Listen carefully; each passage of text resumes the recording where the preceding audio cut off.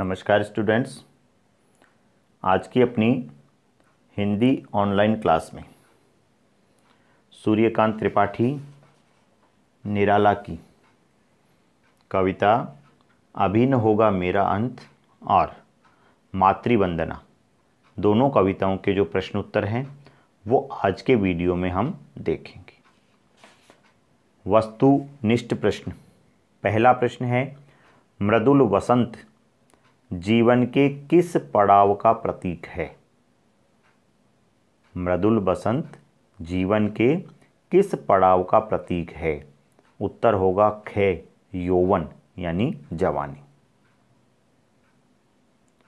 शतदल का शब्दार्थ है, शतदल कमल को कहा जाता है, तो उत्तर हो जाएगा ग।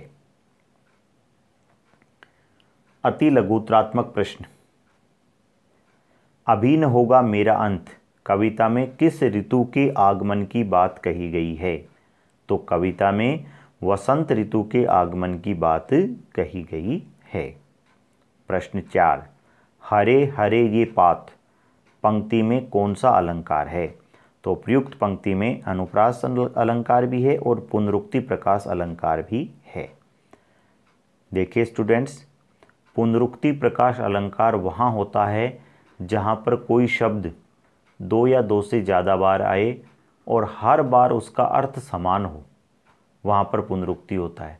और यदि कोई शब्द दो बार आता है, हर बार उसका अर्थ अलग होता है, तब वहाँ यमक अलंकार होगा। तो यहाँ पर पुनरुक्ति प्रकाश अलंकार है। पांचवा प्रश्न है, कवि का कविता में किस प्रथम चरण की ओर संकेत है?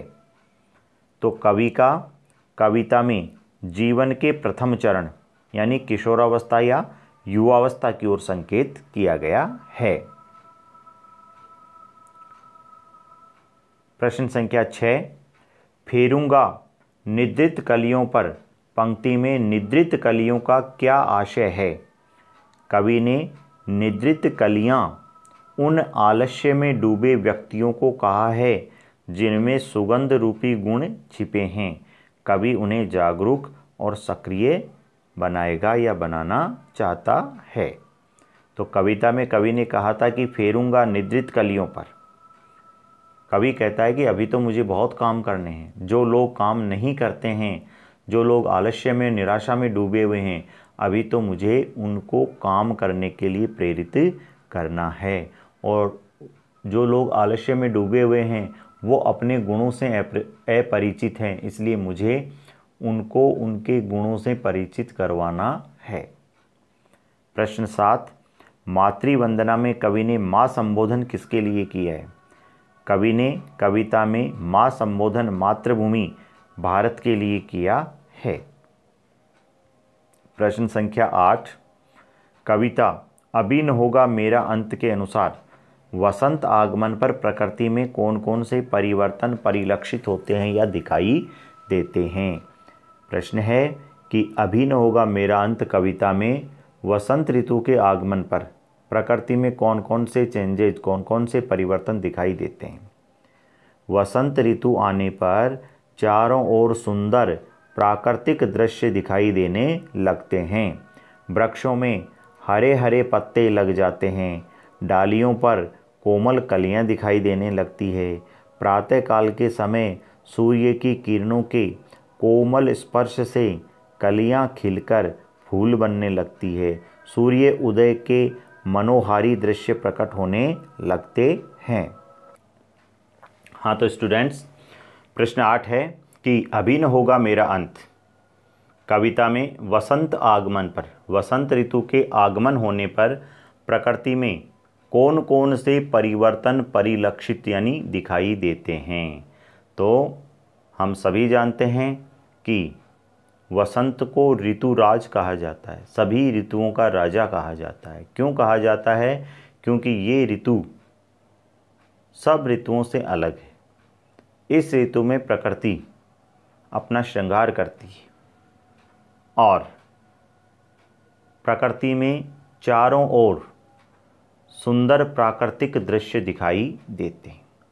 वृक्षों में हरे हरे पत्ते लग जाते हैं, डालियों पर कोमल कलियां खिलती हुई दिखाई देती है। प्रातःकाल सूर्य की किरणों के कोमल स्पर्श से कलियां खिलकर फूल बनती है। सूर्य उदय होने के मनोहारी दृश्य प्रकट होने लगते हैं। तो ये प्रकृति में परिवर्तन आते हैं। प्रश्न संख्या 9, कविता मातृवंदना के अनुसार कवि माँ के चरणों में, माँ कौन, माँ भारती के चरणों में क्या क्या समर्पित करना चाहता है। कवि मातृभूमि की सेवा में अपना सर्वस्व, सर्वस्व कहते हैं सब कुछ, समर्पित करना चाहता है। वह अपने परिश्रम से अर्जित सभी वस्तुएं माँ के चरणों में अर्पित करना चाहता है। उसने जितना भी परिश्रम करके जो कुछ भी कमाया है वो सब मातृभूमि के चरणों में अर्पित कर देना चाहता है।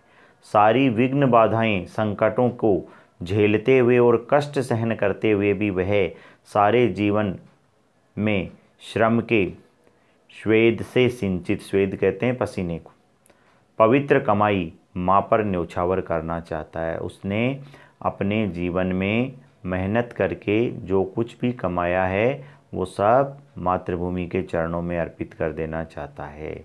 अपना संपूर्ण श्रेय, कर्म और यश का वह मातृचरणों में की बलिवेदी पर समर्पित कर देना चाहता है। प्रश्न संख्या 10, अभी न होगा मेरा अंत कविता का मूल भाव स्पष्ट कीजिए।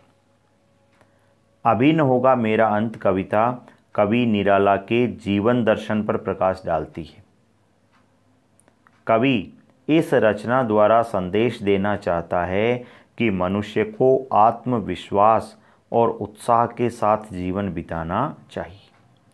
युवावस्था जीवन का सर्वोत्तम सुअवसर होता है। जवानी, युवावस्था जीवन का सर्वोत्तम सुअवसर है। मृत्यु की चिंता न करते हुए व्यक्ति को युवावस्था में जीवन का आनंद लेना चाहिए।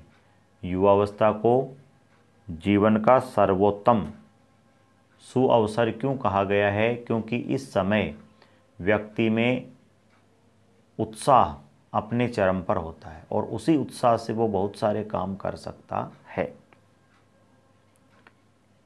अपने आनंद और उत्साह से समाज के सोए हुए लोगों को लाभान्वित करना चाहिए। युवावस्था का जो समय है वो जोश और उत्साह का समय होता है, इसलिए उस जोश और उत्साह से समाज के जो लोग काम नहीं करते हैं, निराशावादी हैं, उन लोगों को आशावादी बनाना चाहिए और कार्य के लिए प्रेरित करना चाहिए।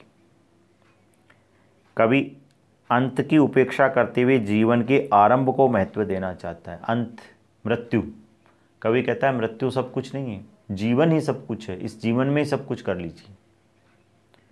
उसे विश्वास है कि उसकी जीवन लीला शीघ्र समाप्त नहीं होने वाली है। उसे सक्रियता से सार्थक जीवन बिताना चाहिए और अन्य लोगों को भी उत्साहपूर्ण जीवन जीने के लिए प्रेरित करना चाहिए।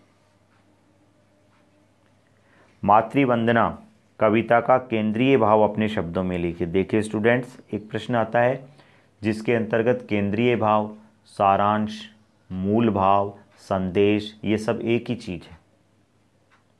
मान लीजिए यहीं ये प्रश्न आ जाए कि मातृवंदना कविता का मूल भाव लिखिए। मातृवंदना कविता में कवि ने क्या संदेश दिया है वो लिखिए। तो ये सब का उत्तर इनका एक होगा। निराला जी की कविता मातृवंदना मातृभूमि भारत के प्रति असीम भक्ति भाव पर केंद्रित है। इस कविता में कवि निराला ने भारत माता के प्रति अपना असीम भक्ति भाव जो है वो बताया है। निराला अपने सारे स्वार्थ भाव तथा जीवन भर के श्रम मेहनत से प्राप्त सारे फल माँ भारती के चरणों में अर्पित करने का संकल्प व्यक्त कर रहे हैं। चाहे उनके जीवन में कितनी भी बाधाएं और कष्ट क्यों न आए, वह सभी कष्टों को सहन करते हुए पराधीन गुलाम जन्मभूमि को स्वतंत्र कराने के लिए कृत संकल्प है। कवि कहता है कि चाहे मेरे जीवन में कितने भी संकट और बाधाएं क्यों ना आए, फिर भी मैं दृढ़ संकल्पित हूँ, कृत संकल्पित हूँ कि मुझे अपनी मातृभूमि को आज़ाद करवाना है। कवि ने हर देशवासी के सामने देश के प्रति उसके पवित्रतम कर्तव्य को प्रस्तुत किया है। मातृभूमि को स्वतंत्र और सुखी बनाने के लिए सर्वस्व यानी सब कुछ समर्पण कर देना कवि के अनुसार सबसे महान कर्तव्य है। तो स्टूडेंट्स, ये 11 प्रश्न जो है वो आपको समझा दिए हैं। समझने में कोई दिक्कत हो तो आप फ़ोन या मैसेज के द्वारा पूछ सकते हैं। धन्यवाद।